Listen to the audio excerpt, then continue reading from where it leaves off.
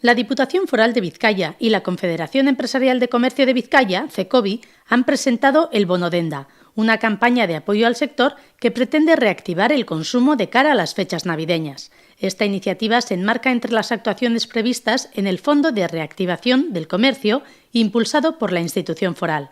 El Bono Denda es un bono que incluye una subvención de la Diputación de 10 euros para la compra en los comercios urbanos o comercios de proximidad de pueblos y ciudades de Vizcaya. En concreto, el Bono Denda podrá adquirirse a partir del 1 de diciembre en cualquier cajero multiservicio de la BBK.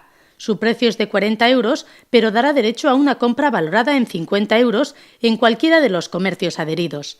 Se pondrán en circulación 15.000 bonos, que podrán canjearse hasta el 5 de enero en cualquier establecimiento que no supere los 10 trabajadores y se haya adherido a la campaña. De esta manera, la Diputación Foral de Vizcaya y CECOVI pretenden apoyar a uno de los sectores más castigados por la crisis económica y el descenso del consumo.